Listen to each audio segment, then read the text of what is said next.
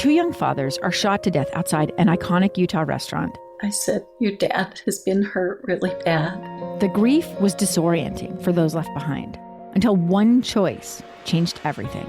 I just remember writing this letter, and it wasn't me writing it. Can a personal decision shape generations? We're all falling for this guy's trick. I'm Amy Donaldson. Season 2 of The Letter, Ripple Effect, is available now. Follow us at theletterpodcast.com or wherever you get your podcasts. Lemonada.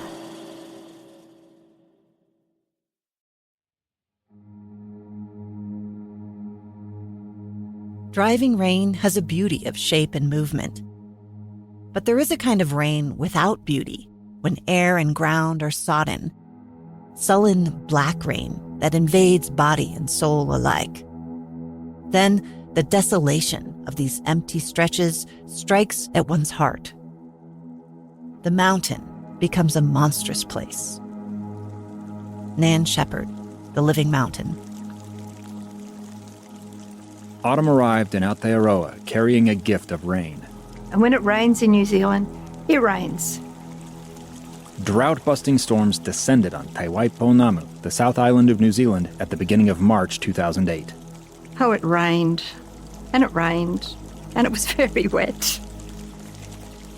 Eric Robinson was a few days into what was supposed to be a month-long vacation trekking, or tramping as the Kiwis would say, all across New Zealand. He planned to tackle several ambitious routes. First on his list, Cascade Saddle, a long walk through some of the most beautiful terrain New Zealand has to offer. Think of those sweeping shots of snow-capped peaks from the Lord of the Rings movies. Those were filmed in this part of New Zealand. Eric started from the sheep-herding town of Glenorchy, going up the braided meanders of the Rees River through a grassy valley bounded by towering mountains. The water of the Rees flowed a brilliant robin-egg blue, burdened with sediment from glaciers on the slopes far above. At the top of the Rees Valley, Eric ascended a pass and crossed into the neighboring valley of the Dart River, home to a cheeky, kleptomaniac breed of parrot called Kia. It's a beautiful, exotic, wild place. Eric stayed a night in a hut along the Dart River, kind of like a hostel for hikers.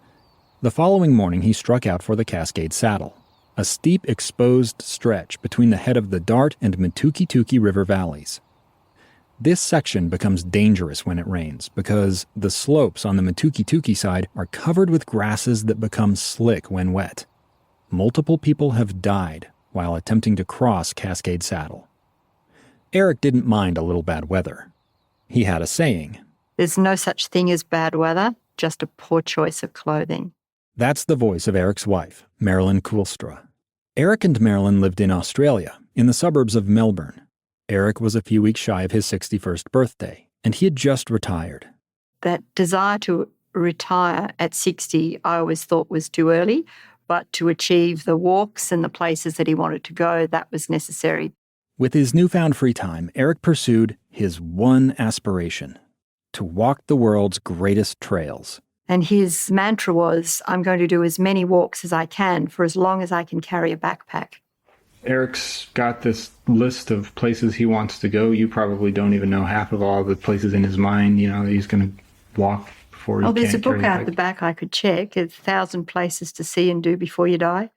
Eric didn't intend to die anytime soon. He and Marilyn were in the prime of their lives. Both figured death lay far, far in their future.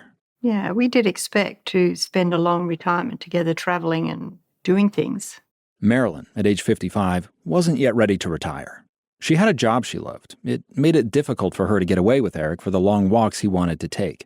So Eric often went out alone. We had an understanding if he wanted to go and hike somewhere, he would do that. Marilyn remained at home in Australia while Eric went out adventuring in Aotearoa in early 2008. No sooner had he left for New Zealand than she received a delivery. The beautiful bunch of flowers that he'd always organised before he left on any trip, a loving gesture, but also the appreciation that I didn't tie him to the relationship, that he couldn't go off and do things himself. It was a very strong partnership in that way. Marilyn placed the blooms in the same spot she always did. In the Edinburgh Crystal vase that was given to us for a wedding present. A symbol of Eric's love, respect, and devotion. The flowers were still there, in that crystal vase, when Marilyn arrived home from work a few nights later. She was in her evening routine, making dinner, maybe decompressing with a little TV, when her phone rang. She answered, and on the other end came the voice of Alan Beck, a friend and former coworker of her husband's. Which was most unusual. And he said, "I don't want to alarm you, but Eric is overdue." Alan was in Wanaka, a resort town on the South Island of New Zealand. Wanaka was also where Eric planned to stay after his Cascade Saddle hike. He'd made plans to meet Alan there, but Eric hadn't arrived. Alan told Marilyn torrential rains were at that moment pounding the Southern Alps, the mountains that run the length of the South Island. He said, "But I wouldn't worry. It'll be okay. I have a good feeling about this." Alan knew the risks of mountain weather as well as anyone. He also knew Eric was a competent backcountry traveler. Still, Marilyn heard concern creeping around the corners of his words. Alan was worried about his friend, who was a little bit older perhaps than he was, and he said, "I've alerted the Department of Conservation." The department is New Zealand's government agency responsible for managing backcountry trails. It would likely launch a search and rescue mission for Eric at first light the next morning. He said, "Maybe you want to call DFAT and let them know."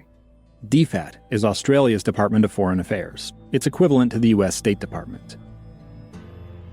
Marilyn's mind raced, picturing all the possible scenarios. She pushed the most intrusive out of her head, refusing to believe anything bad could have happened. Eric had gone prepared. Tent, waterproof jacket, extra food, all the essentials. But Marilyn knew none of that would make any difference if he lost his footing on soggy grass and somersaulted over the edge of a cliff.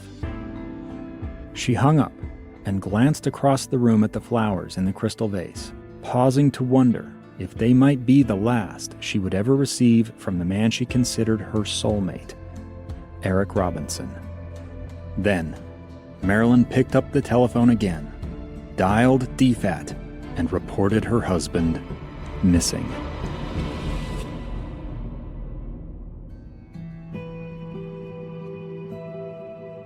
You are listening to Uinta Triangle, an audio documentary from KSL Podcasts about the disappearance of Eric Robinson. This is the first episode, and it's called Overdue. Ladies and gentlemen, good morning from the flight deck. We are going to start our descent into the Melbourne area in about 15 to 20 minutes. My legs are killing me. I haven't moved from this economy class seat for 16 hours, minus one brief trip to the lab. Right now we're looking at a touchdown about 9:50 local time in Melbourne, and we'll get to our gate as soon as we can. My name is Dave Cawley, and I boarded this plane bound for Australia in January of 2024. I want to thank you for flying with us today and look forward to seeing you for these guys again soon. I'm an American and a journalist. I decided to fly partway around the world because I'm trying to solve a mystery about what happened to Eric Robinson. I first learned about Eric's story more than a decade ago while working as a radio news reporter. It left me with so many questions, like what drove a man in his 60s to hike alone on challenging or even treacherous tracks with no way to call for help? How could someone as experienced and well-prepared as Eric just disappear? My search for answers led me to Eric's wife, Marilyn. I first spoke to her in 2016. Eric was a guy who obviously knew what he was doing and was prepared to be where he was. Yes, he would plan in detail the hiking before departure. He was a minimalist person, but not minimalist on safety. Now, I've talked to Marilyn many more times since, but our conversations were always over the telephone, across time zones. Every call left me feeling there was more to the story, some deeper truth I could sense, but not quite grasp. That's why I finally decided to fly to Melbourne and meet Marilyn in person. I was excited to have somebody come to expand upon the story of two people who met later in life and enjoyed passions and places together. The story Marilyn shared launched me on an even deeper journey of discovery. You know, it's a story of a missing person, but it's also a legacy to that person for the love of what they did. I soon found myself on another plane, crossing the Tasman Sea, going to New Zealand. Hold the handrails to remain on the outside of the markers on the tarmac. To follow Eric's footsteps. And I'm about halfway up to Cascade Saddle on the Dart River side. I traveled solo, just as Eric did, with all the risk that entails. Apparently I'm just falling down a hill. Because I wanted to learn what compelled Eric to adventure in wild places alone. And to answer the question why, one time, he didn't return.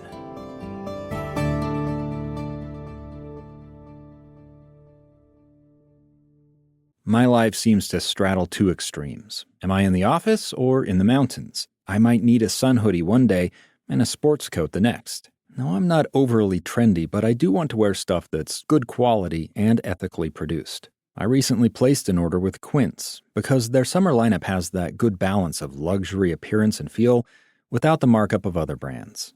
One of the Quince pieces I'm looking forward to wearing is a merino wool t-shirt that should be a perfect base layer for an afternoon hike. I also ordered a soft-shell fleece-lined vest, so if the temperature dips during an evening out to dinner afterward, I can easily add a layer. Everything from Quince is like half the cost of a comparable piece from some other brand, and that means more money for me to invest in my next adventure. Stick to the staples that last with elevated essentials from Quince. Go to quince.com/Uinta for free shipping on your order and 365-day returns.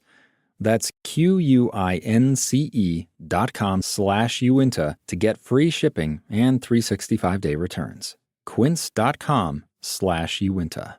Are you looking for ways to make your everyday life happier, healthier, more productive, and more creative? I'm Gretchen Rubin, the #1 best-selling author of The Happiness Project, bringing you fresh insights and practical solutions in the Happier with Gretchen Rubin podcast. My co-host and happiness guinea pig is my sister, Elizabeth Kraft. That's me, Elizabeth Kraft, a TV writer and producer in Hollywood. Join us as we explore ideas and hacks about cultivating happiness and good habits. Check out Happier with Gretchen Rubin from Lemonada Media. Eric Robinson met Marilyn Koolstra at the perfect time. 1994 we met in May. And how did you meet? Eric didn't like to talk about this, but I was at a professional meeting and a lady spoke. She was part of an introduction agency and I signed up. An introduction agency is a dating service. And our first conversation was over the phone where we arranged to meet for a coffee at a little pizza place near the Rivoli Theatre in Camberwell, which is iconic. The Rivoli Theatre is an old Art Deco building with neon signs and a facade of orange brick. The pizza place sat right across the street. That's where Eric and Marilyn first met face to face. What stood out to me were his sparkly eyes and his Scottish accent, which he vows and declares is quite Australian. Marilyn asked about the accent. Eric said he had grown up in Scotland. Physically, we were sort of a similar height, and fit. Both were a bit shorter than average. Marilyn was 41 years old and just dipping her toe back into the dating pool after separating from her first husband a few years earlier. She wore her hair in a pixie cut. Eric was 47. He had a broad smile and deep-set blue eyes. He was balding on top and going gray, giving him a bit of a Jean-Luc Picard look. Marilyn found him attractive. But the conversations that we had were the attraction to, experiences, travel, reading books, enjoyment of theatre and film. Eric's face lit up when Marilyn said she enjoyed hiking. Eric loved to hike. At the end of that first date, Eric asked Marilyn if he could take her out again. And I said, well, I'm on school camp. I'll call you when I get back. School camps are a part of Australian culture. They allow kids to build skills and experience in the outdoors under the supervision of their teachers. Marilyn was teaching 6th grade at the time and was going to be unavailable while with her students at camp. And so dutifully, maybe 3 weeks or so later, I called him and he said, oh, well, how about we go and see a movie? And I said, oh, yeah, I'd like to see that movie, 4 Weddings and a Funeral. I hear it's pretty good. And he goes, without hesitation, yes, that'd be great. And we arranged to go on a Sunday night. And so we met at the Rivoli Theatre. It turned out that it was the third time that weekend that he'd seen that same movie. Friday night, Saturday night, and Sunday night with me. Eric had hedged his bets while Marilyn was at camp, lining up 3 dates with 3 women on 3 consecutive nights. And I was the third woman that he'd seen that movie with. And he didn't let on. He didn't let on. He never told me the story.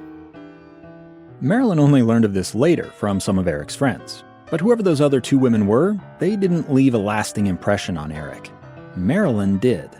And she soon canceled her account with that introduction agency because she was falling for Eric.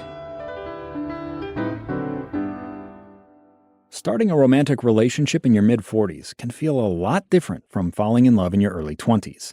Unlike when you're young and you fall in love, first sight, so to speak, this was a longer, sort of more gradual process, as we spent time together, developed our interests, got to know each other, and it just evolved over, 12 months. As their conversations deepened, Marilyn learned Eric had been married before as well, and he was a single father to a teenage son. Eric had a son who they'd moved house after his wife died, and he lived in the green, leafy eastern suburbs, very natural bush around. Eric had built this new house in Heathmont, about 30 minutes outside of Melbourne. The yard backed up to Dandenong Creek, a natural waterway surrounded by tall trees, thick brush, and several walking paths. Eric could sit out in his garden and listen to the cockatoos and kookaburras. Marilyn shared an old home movie with me, where Eric showed off a bit of his garden. Maybe Marilyn can pan across the garden. That's Eric's voice. This is Banksia borii, but it's commonly known as the koala Banksia. So the flower is soft and cuddly. Marilyn didn't at first understand the significance of this garden. She didn't realize for Eric, nature was a sanctuary, a place where he found comfort from the 3 great losses of his life, the early deaths of his father, his mother, and his first wife. Eric and I are very different people, but I feel a sense of kinship with him over this. He has his wounds, and I have mine. I grew up a long way from Australia, in the mountains of the western U.S. Our Yellowstone trip, we're at West Thumb at the geyser area. My family went on camping trips every summer when I was a boy. Hey, Mark and David are excited about this one. Looks like a volcano. My dad would haul this giant VHS camcorder around on his shoulder. Finished our little walk around the geyser basin. About 4 miles, I think. I'm about 5 years old in this video, with blonde bangs, chubby cheeks, and a habit of wandering off on my own. Find ourselves here at Isa Lake. There goes David. We lost him already. It's hard for me to watch these old home movies, knowing that curious little boy is about to go through abuse at the hands of someone he trusts. No one around me knew it was happening. I carried the burden of that abuse through my childhood alone. Life didn't get easier as an adult. Doctors discovered a tumor in my chest when I was 21. They sawed my rib cage open to remove it.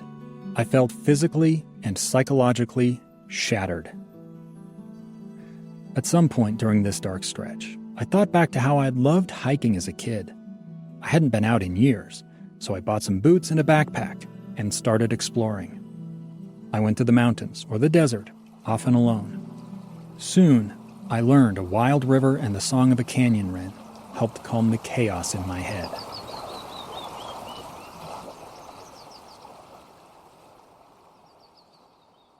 I've hiked in some amazing places over the years, and by the time I went to New Zealand to follow Eric's footsteps, I wasn't intimidated at the idea of going alone.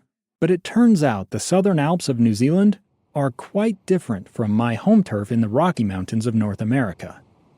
The seasons are backward, the night sky doesn't look right, and the climate's all wrong. So is the wildlife.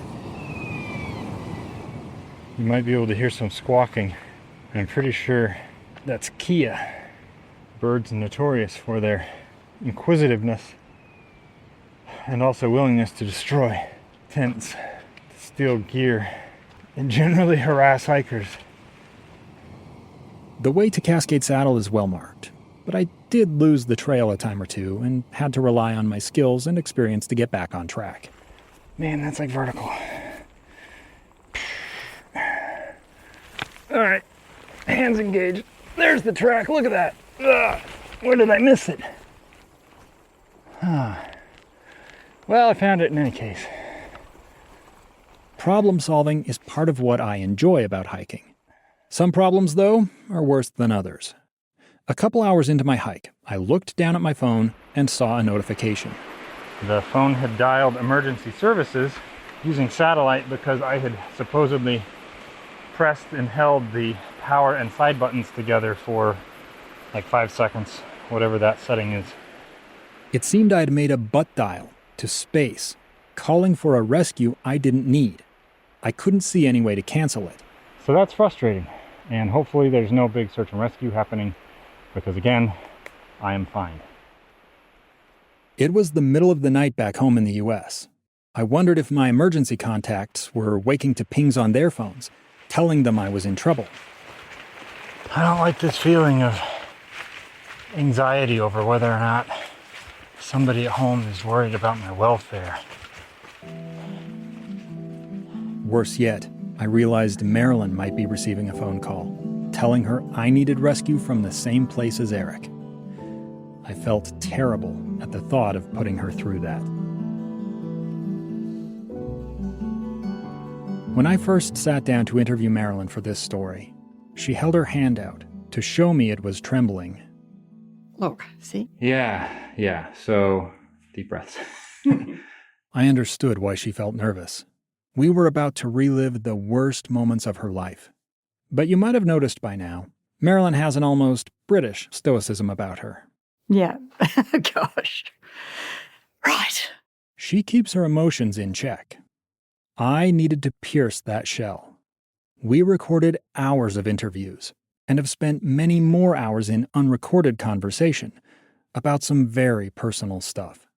You know, childhood memories, family memories, things growing up, all sorts of memories. The story of Eric's disappearance is Marilyn's story too. To tell it right, I need to share a bit of what she said when the tape wasn't rolling. Marilyn grew up with an authoritarian father in a family where young ladies were expected to follow the rules, no questions asked. She didn't get her first taste of independence until she reached college. She joined a hiking club and started taking trips with the other members to destinations outside of Melbourne. Wilson's Promontory, the Grampians, southwest coast of Victoria.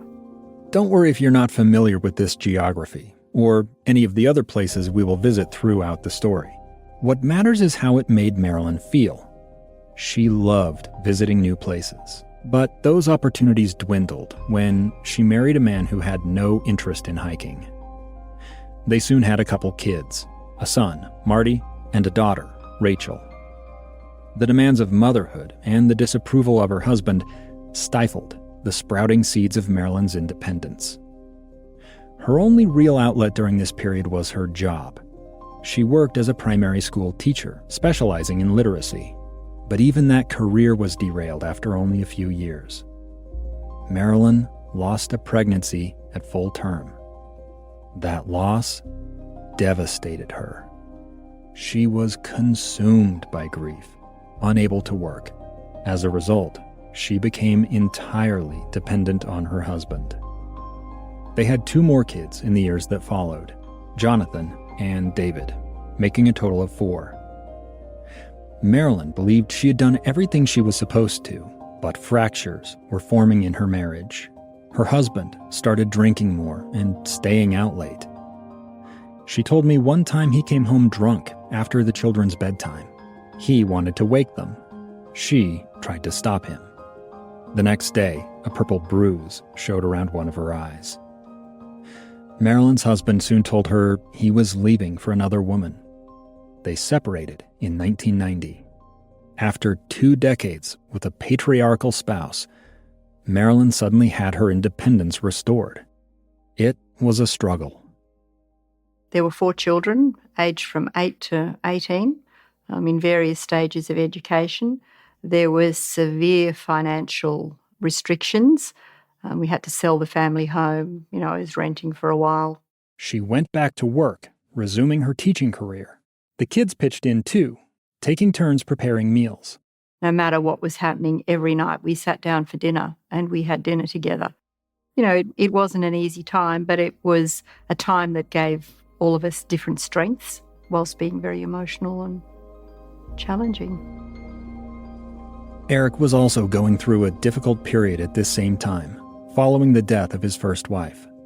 Helen died about the same time as my marriage broke down. So we were sort of, pacing together in that grieving process and, getting your life back in order and sort of moving on.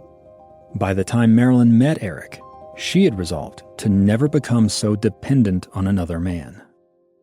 Eric saw that as a virtue.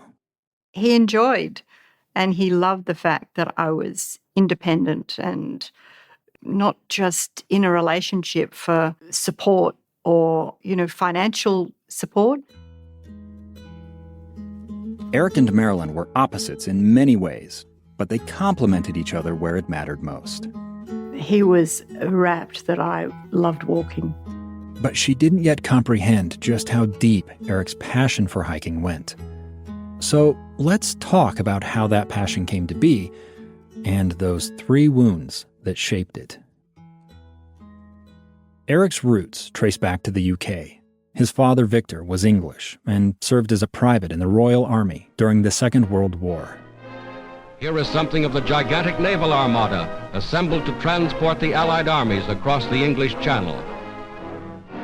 Eric's mother, Margaret, was the daughter of a Scottish coal miner. She had taken a job serving coffee to soldiers and sailors. That's how she met Victor. Their romance played out during a pivotal moment in history. Another of the great decisive battles of world history has been joined. This is the day for which free people long have waited. This is D-Day. Victor and Margaret married just weeks after D-Day. Following the war, they moved to a small village in England, and on March 19, 1947, they welcomed their first and only child, Eric Joseph Robinson. But Victor died unexpectedly a year and a half later. Little Eric was too young to have any memory of it. He only knew his mom, Margaret, swept him away to Scotland.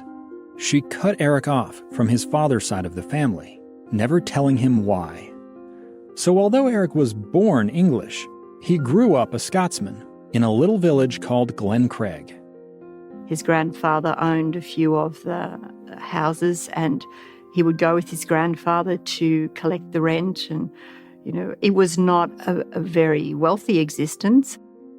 Margaret remarried after a few years to a man named William Copeland.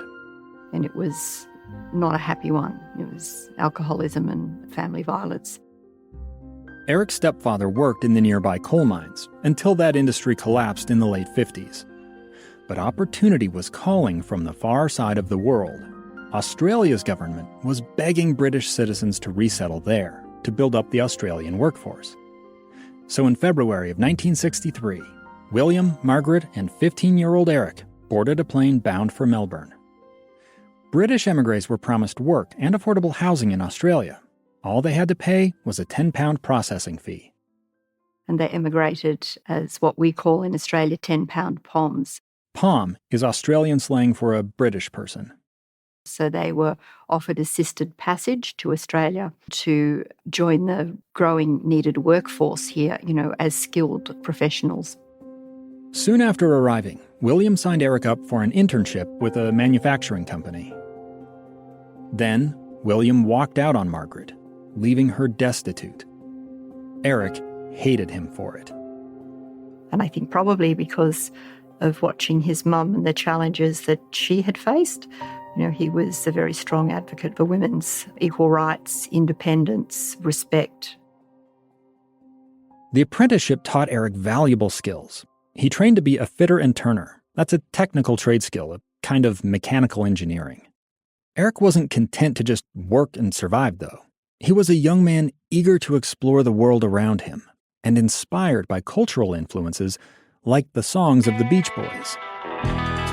He was a mad keen surfer, and so his first car was a little Volkswagen Beetle, and he'd put the surfboard on the car and sleep in the car down the surf coast each weekend and back again. Eric and his mates went to rock and roll dances on the weekends. At one, he met a pretty young woman named Helen.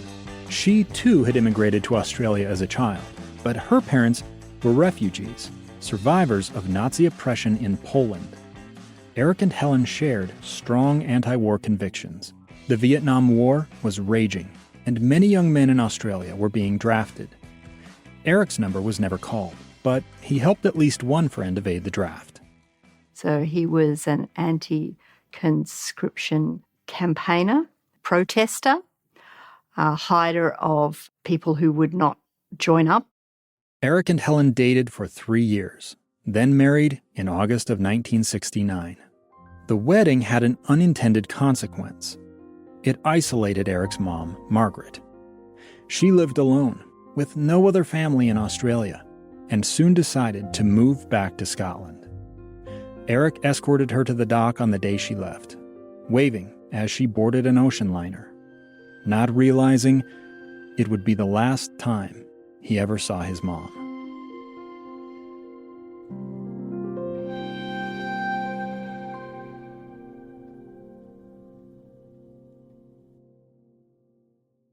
Eric applied for a job with a company called Dynavac at the start of 1970. He showed up for the interview in surfer attire, shorts, and a blue tank top. The guy who interviewed him, a young man named Russ Inkle, looked past the casual outfit. The clothes don't make the man. It was clear that he was a very intelligent guy. Eric felt drawn to this company because it prioritized the rights of its workers. Russ hired Eric, and they became fast friends. I'd have to say Eric would be my best friend. And we were pretty much in sync. Two young left-wingers, you could say. Eric pinned a note to a corkboard in the Dynavac break room one day, inviting his coworkers to come along on a camping trip over an upcoming holiday weekend. Cup weekend. It's the only place in the world, I think, where the whole nation stops for a horse race. Eric wasn't interested in the Melbourne Cup. Instead, he, Russ, and several others drove out into the bush.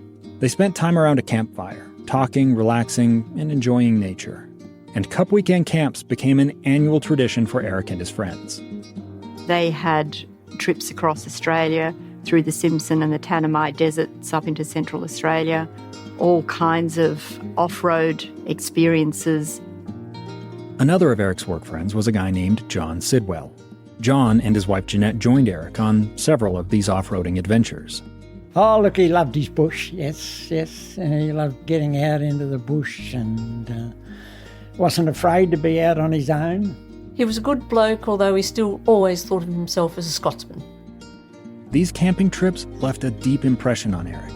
They were the foundation for a growing sense of environmentalism. And he became a protester. He tied himself to a tree, got arrested. The intensity of his budding passion sometimes surprised his friends. I guess I could see what his love for it was, and it was a love for it. You know, he couldn't help himself, that's where he wanted to be. Eric became an Australian citizen at the end of 1973. He and his wife Helen planned to fly to Scotland a few months later to visit Eric's mom. But Margaret died unexpectedly from stomach cancer. She was just 51 years old. Instead of visiting his mom, Eric flew to Scotland to bury her. He couldn't afford a headstone, so Margaret was interred in an unmarked grave. Growing up, Eric had never pressed his mom for the story of what happened to his father. Now that he was an adult, eager to understand, her death deprived him of an opportunity to ask. By age 26, Eric had lost his father, stepfather, and mother. His wife, Helen, was all he had left. But even that relationship started to fray. Helen and Eric's relationship was very volatile. So they would yell and shout at each other, really yell and shout. They didn't expect to have kids. Helen was diabetic, and doctors told her the odds of her getting pregnant were 1 in a million. One day we were out playing cricket in the backyard and someone said to Helen, "Oh, you got quite a tummy, Helen." And it turned out she was pregnant. It was a complicated pregnancy. Helen delivered at 26 weeks, giving premature birth to a boy they named Glenn. Glenn was born and it was the size of a pound of butter, just this tiny little thing. The pregnancy worsened Helen's diabetes. Her kidneys were compromised. She went on dialysis. Still, all through the 1980s, she joined Eric and their little boy Glenn on camping trips. Russ Inkle told me Eric was an enthusiastic but impatient dad. We were away camping and Glenn's helping him pull out 10 pegs or some bloody thing. And he wasn't doing a particularly effective job. And Eric yells at him, "You're as useless as tits on a bull, Glenn." This is a 7-year-old kid. Yeah, Eric wasn't going to win Father of the Year. Losing his own dad so young had deprived him of a strong example. Eric didn't have the role model. Helen went to the hospital in May of 1990 for treatment of peritonitis, an inflammation of the abdominal wall. She had an infection. It turned septic and killed her in a matter of hours. She was only 44 years old. Helen's death came just weeks before her son Glenn's 12th birthday, and Eric was reeling. A couple of months after Helen died, Eric was not in a good place. Russ and his wife Marg were planning a long road trip through the Simpson Desert up to Kakadu National Park at the far northern end of Australia. These were familiar and favorite places for Eric. Russ invited Eric and Glenn to come along, hoping to take their minds off Helen's death. It was a really wonderful holiday, just the four of us. Eric spent those evenings peering into the campfire. And you're looking out on this amazing array of stars in the sky. I don't know what went through Eric's mind, but I imagine the beauty of the desert drew his thoughts away from his grief. Eric's friends John and Jeanette Sidwell also invited him on a trip in the wake of Helen's death. He joined them on a trek in Tasmania. We did the overland track in Tassie with him, and it was just amazing. The overland track crosses through scenic wilderness, and it's usually done over several days. Eric hadn't done many long multi-day hikes like this before, carrying all his food and gear on his back. But he loved it. Yeah, and that probably was the first walk that got him back into it, got him going again, and from then on, yeah, he was off. So. Look, I don't want to oversimplify by suggesting a couple campfires and one long hike completely closed the wound of Helen's death. They didn't. But these experiences taught Eric nature wasn't just a place to play. It held a healing power, an ability to soothe his sorrow. This helps explain why, soon after Helen's death, Eric sold the house they had shared and bought that small plot of land a bit farther out in the suburb of Heathmont, where he built his new house on a secluded dead-end street next to a nature preserve. After he built the house, then he worked on the garden. That's always good therapy. And the back living area overlooks the garden, which seemingly goes on forever because it has a chain mesh fence that allows the outside natural bush in. I mentioned this garden once already. It became Eric's hideout, a haven where he went to heal when he couldn't escape to the wilderness. Marilyn quickly learned her new boyfriend Eric took every opportunity to get outside, and he brought her along as often as her work schedule allowed. Every school holidays, he would plan to maybe take a long weekend. They traveled all over Eastern Australia, road tripping in Eric's 4x4. I learnt to four-wheel drive from Eric. He took Marilyn up past Brisbane one time to a place called Kagari, also known as Fraser Island. To get there, they had to ferry the 4x4 across the water on a barge. Eric was out of the car when the barge landed on the sandy beach. Marilyn was at the wheel.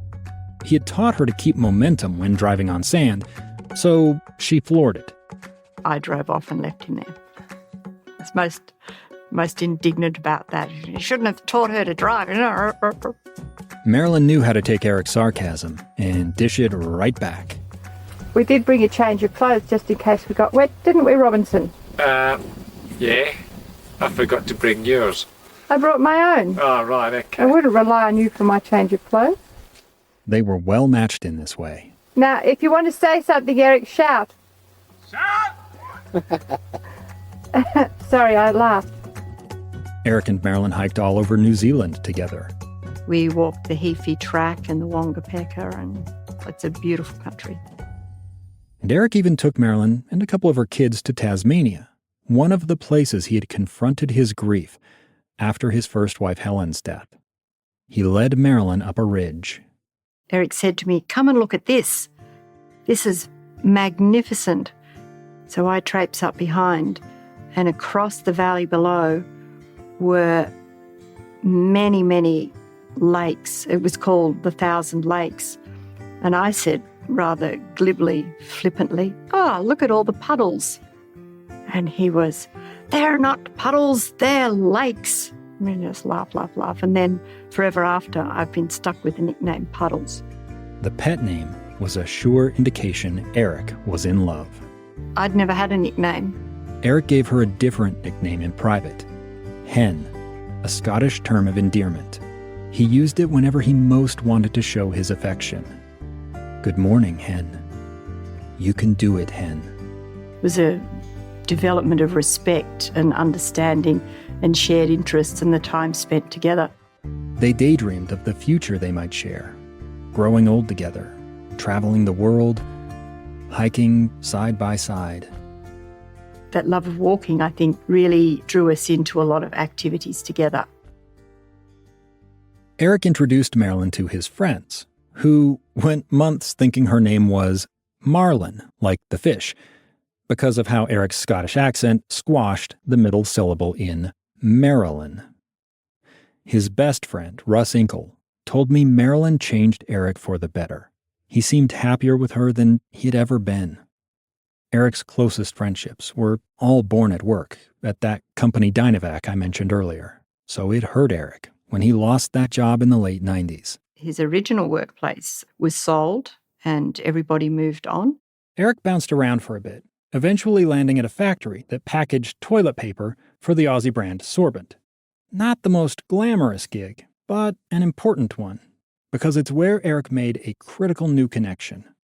There was a New Zealander, Alan Beck, who liked walking. And Eric's new coworker, Alan, loved climbing mountains. And so the two of them, over lunch breaks, would conjure up places that I want to go because Alan's wife didn't like doing those kind of adventures. They began going on hikes together and bonded over their love of the outdoors. Over the next decade, that friendship would take the two men around the world and lead to a tragedy neither of them saw coming. Because this is the same Alan who would eventually call Marilyn with the news Eric was overdue.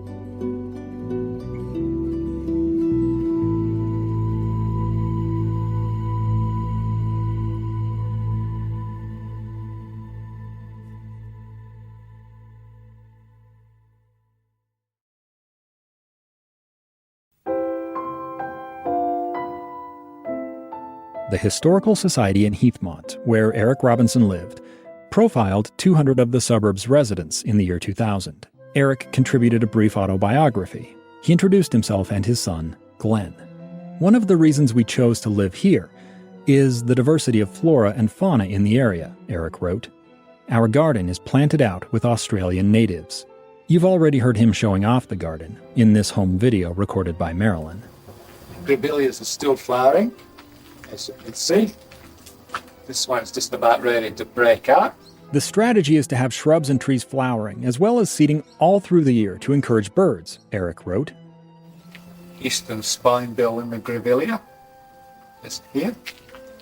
Got nothing to fear. Cute, isn't he? Marilyn had bought her own house in East Bentley, about 40 minutes away from where Eric lived in Heathmont, a year into their relationship. I felt very independent and proud about that, and it was close to where I worked. So they lived separate lives during the work week. We each maintained our own households. Life had taught Marilyn not to surrender her hard-fought independence. I'd always jokingly said, well, I don't cohabit. It's marriage or nothing. And he just goes, oh, I don't know if I want to get married again. Eric's reluctance had a lot to do with the problem of integrating his and Marilyn's families. Marilyn had introduced Eric to her kids early in their relationship. It's baptism by fire with 4 kids because they all had, very vibrant personalities. Eric had built bonds with each of them.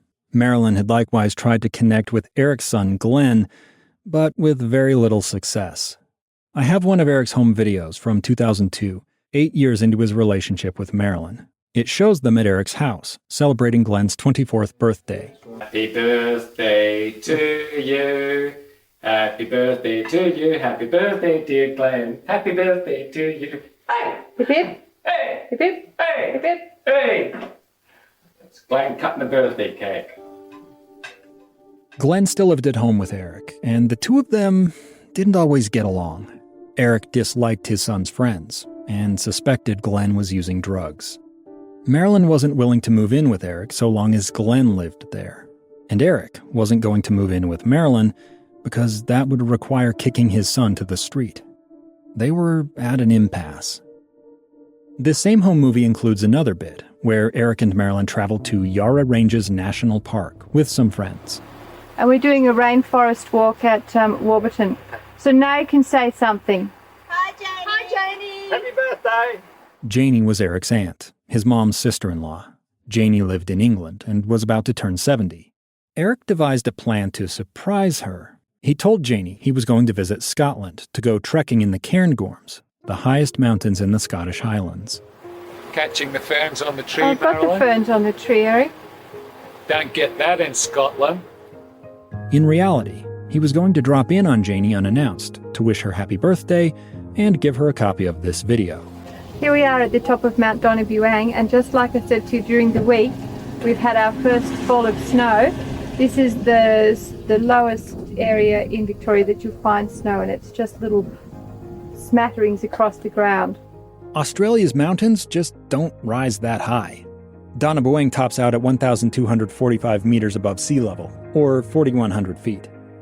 Marilyn noted that's just as high as Cairngorm in Scotland, where Eric did plan to hike after dropping off the surprise birthday video to his Aunt Janie. By the time you get to see this video, you'll know that the whole story of Eric trekking has been a hoax, and the whole surprise for you will have happened. But we've joked about bringing him up here to acclimatise him for the weather back in Scotland. Eric had spent his whole life wondering why his mom cut him off from his father's side of the family. Since he was already going to the UK to deliver this birthday video to his Aunt Janie, he decided to also go in search of his lost Robinson relatives. And he was able to find them. Yeah, he did, yeah. Eric's birth certificate listed his father's occupation as painter, and it had the address where Eric was born, in the town of Ross-on-Wye. So Eric went to that town while in England and stopped at the local library to get directions to the house. While there, he saw an ad for a business called Robinson Painters. It couldn't be a coincidence. Eric went to that business and knocked on the door. A young boy answered, took one look at him, and shouted over his shoulder, "It's Cousin Eric!" Eric had found his long-lost family. In the conversations that followed, he learned the heartbreaking story his mother had never told him, the story of his father's death. On an August evening in 1948, Victor Robinson walked home from a movie with his dad and brother. The three men could hear a motorcycle in the distance, wending its way down some distant path. The rumbling seemed to come and go due to tall hedges along both sides of the laneway that sometimes blocked the sound. The Robinson men were nearing home, when all at once the motorcycle sound roared into their ears from directly behind. The bike whipped around a bend and plowed into Victor, hitting him square in the back. He never regained consciousness and died at a hospital 2 days later. An inquest placed blame for the accident on Victor and his father. They had been walking on the wrong side of the road. And that might explain why Eric's mom, Margaret, rushed back to Scotland so soon after her husband's death, cutting young Eric off from his Robinson relatives. I suspect she blamed her father-in-law for what happened.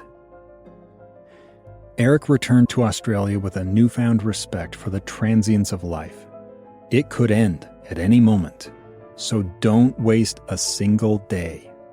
Going forward, he intended to seize every opportunity to venture into the wild.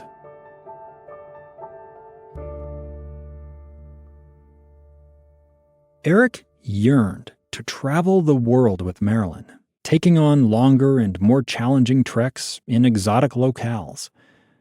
But Marilyn had received a promotion at work, becoming principal of Volkstone Primary School.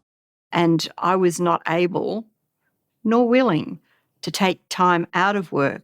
I was happy to travel in school holiday times, which he was not happy about because being the canny Scotsman, that was more expensive. So instead, Eric turned to his work friend, Alan Beck. You know, I think they had a bit of a reputation in the lunchroom and in the workplace of being, those nutter outdoor people. Alan was die-hard outdoors. Alan was even more experienced than Eric when it came to mountains. He was a rock climber and mountaineer, comfortable in more extreme terrain than Eric was used to traveling. But they'd already done some hikes together. And they seemed to bond well, and they weren't always walking side by side, as I understand the recount. Both men wanted to take their adventuring to the next level. One of them proposed, what about Patagonia? And the next trip was planned to South America. They flew to Punta Arenas in Chile in February of 2003, then traveled north along the Argentinian border to Puerto Natales. The area in Patagonia on the Chilean side was their destination, so they did the Torres del Paine. Eric and Alan spent a week trekking around a mountain group called the Cordillera del Paine, walking a path called the O Circuit. It's a trek of about 120 kilometers, or 75 miles. Eric carried a film camera, and I viewed the pictures he took. They show gorgeous scenery. Granite towers slicing into puffy clouds. A rainbow breaking across the expansive ice of the Gray Glacier. There are frames that show Eric and Alan posing on piles of shattered rock, and others where they're huddled in tents, sheltering from wet weather. They appeared to get along well. Alan, being younger, would walk faster and taller, had a longer gait. So there would be, space and time to contemplate, not have to consider somebody else side by side. Alan pushed Eric a bit beyond his comfort zone during the trip. He scrambled up a steep, rocky slope to the foot of a high-angle snowfield in an area called the French Valley. Eric hated snow. Growing up in cold Scotland, he wasn't a skier and he would not even contemplate a skiing holiday. He would prefer not to be hiking through snow or going through snow. He certainly would try to go around that. But Alan prodded, so Eric braved it. That was probably, the highlight of their first foray into mountaineering, glacial snow places together. It was a stunning place. Patagonia impressed Eric beyond anything he had ever seen. When he came back, he was so full of this beautiful place because the rock formations, the snow, the animals, the plains, the Chilean people. He was waxing lyrical about this for months on end. Eric said, "So when I die, I would like you to scatter my ashes, some with my mum in Scotland, some in the Grampians in Victoria, and get Alan to take some ashes and scatter them in the Torres del Paine National Park." That's how significant that trip and hike up the Grey Glacier was with him. There was just one problem. Eric and Marilyn weren't married. If Eric were to die, Marilyn wouldn't have any authority to carry out this final wish. Eric and Marilyn marked the 10-year anniversary of their first date in May of 2004. They'd both matured during that decade together, but Eric remained reluctant to take the next step. And he'd always said that he preferred his own company. Eric had by this point sent his son Glenn off to live more than 20 hours away by car, hoping to break Glenn away from bad influences. Glenn had moved out, gone to Queensland, and I think he realised that, yeah, okay, your company's fine for a while, but ultimately you're living on your own, and there's a relationship happening that maybe it would be much nicer to enjoy that together. Marilyn's kids were all grown and out of the house as well. So Eric and Marilyn owned 2 empty nests. He said, I've had a thought. He said, how about you come and live at my place? A prelude to a long overdue proposal. We were out to a family lunch on a Sunday. We were having yum cha, and it was dripping rain, and underneath a tree in a busy suburban street in Doncaster, he proposed. Marilyn said yes. They kept their engagement quiet. Then, in March of 2005, they invited friends and family to a garden party at Marilyn's place in East Bentley. Midway through the evening, Eric and Marilyn surprised their guests by standing before a minister and exchanging rings. Their friends, John and Jeanette Sidwell, were among the guests. We just went to a party one night and it was actually a wedding. And Eric wasn't in jeans. No. That's how you know something is up. Yes. Yeah, but we knew something was up, but we didn't expect a wedding. They exchanged vows and rings. Then, Marilyn announced she was moving to Heathmont. No more would she and Eric live apart. We maintained that lifestyle for 11 years, much to the amusement of family and friends. And, you know, what do you two think you're doing? They integrated their lives at long last. You know, it filled that space of companionship and, you know, the touch and the warmth of another human being. They traveled to the UK together later that year and visited the cemetery where Eric's mother Margaret was buried in Scotland. Her grave had sat unmarked for more than 30 years. Eric purchased a headstone and had the words, "In loving memory of my dear mother Margaret," inscribed in gold lettering. Eric had lost nearly everyone he had ever loved, but he finally found peace in 2 places, in nature and with Marilyn.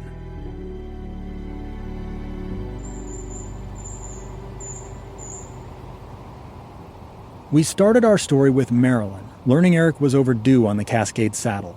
That happened in 2008, 3 years after their wedding. I'm going to take you back now to my walk on that same track, after I accidentally triggered an emergency alert on my iPhone. I kept hearing helicopters in the hours that followed. Hopefully they're just going on a sightseeing tour and not looking for me. They didn't swoop low like they were searching, so I figured the satellite call must not have gone through. The false alarm meant I was free to continue on without worry. I originally planned this walk to be 4 nights, 5 days. I came prepared to spend all of that time alone, but hiking's a popular pastime in New Zealand, so I did run into people along the way. Hello. How you doing? Good, how are you? Great. Beautiful. Here I had paused to take a picture of a sign that read, "Danger. Multiple fatalities have occurred on this route." Nice camera. Oh, thank you. What are you shooting? Just a sign. Yeah. I also do the same, actually. It's interesting. I'll get out of your way, yeah. No. We chatted a bit. I said I was going to stay in a tent atop Cascade Saddle. Most trampers don't do that, opting to instead stay in a warm, dry hut. Oh my gosh, it would be so nice to go camping there tonight. As long as the weather's good. Yeah, it's gonna be, I don't know, last time I checked it's gonna be quite rainy tomorrow, but Yeah. it will see. Well, have an amazing trip. You too, thanks. Bye-bye. There are plenty of ways to die out here, aside from falling. Drowning is a risk, too. When heavy rain hits glacier ice, it can cause flash flooding. The track to Cascade Saddle crosses several streams that flash regularly. I saw a weather report scrawled on a whiteboard at one of the huts I passed. It said heavy rain was on the way. At some point, you have to ask yourself, is it worth the risk? I pressed on, marching up the Dart River under ominous skies. At the head of the Dart, I started up a steep slope toward the saddle, weaving through tussocks, gaining elevation with every step. Glimpses of blue sky through the clouds goaded me on, but I could see the storm on the horizon, blowing my direction. And there's the wind. Ooh, okay. Right. An echo of what happened to Eric Robinson. I was only about 45 minutes from the top of the saddle, where I could shelter in my tent. But how long would the storm last? And how high would the creeks rise? If I was delayed more than a day, I'd miss my flight back to Melbourne. I thought about Marilyn. I couldn't make her relive this experience. So I will sign off. I gave up on my goal and retreated to safety. But Eric Robinson did not turn back during his walk over the Cascade Saddle. When our story resumes, I'll tell you exactly how his walk ended.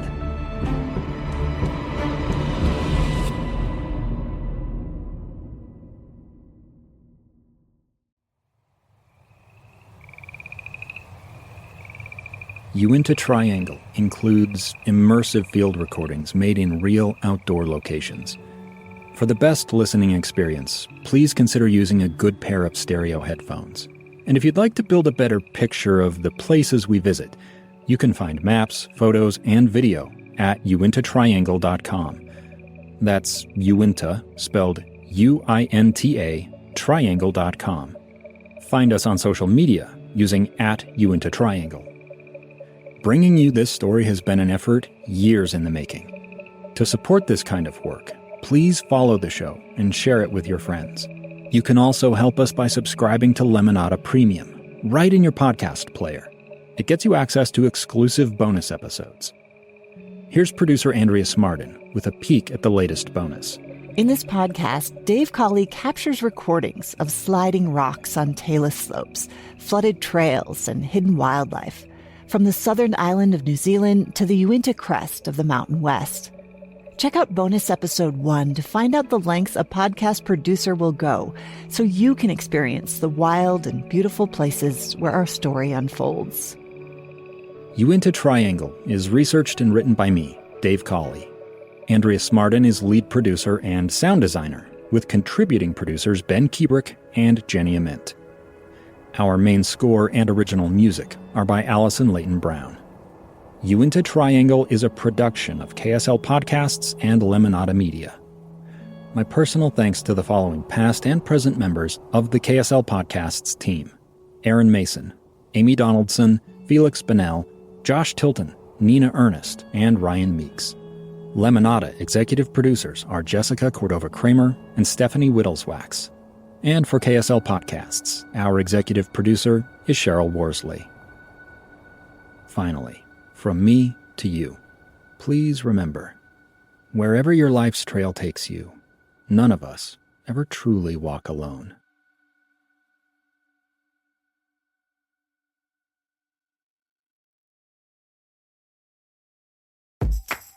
Hi, I'm Megan, and I've got a new podcast I think you're going to love. It's called Confessions of a Female Founder, a show where I chat with female entrepreneurs and friends about the sleepless nights, the lessons learned, and the laser focus that got them to where they are today. And through it all, I'm building a business of my own and getting all sorts of practical advice along the way that I'm so excited to share with you. Confessions of a Female Founder is out now. Hear new episodes each week ad-free on Amazon Music. You can also ask Alexa, "Alexa, play Confessions of a Female Founder with Megan" on Amazon Music. And she will.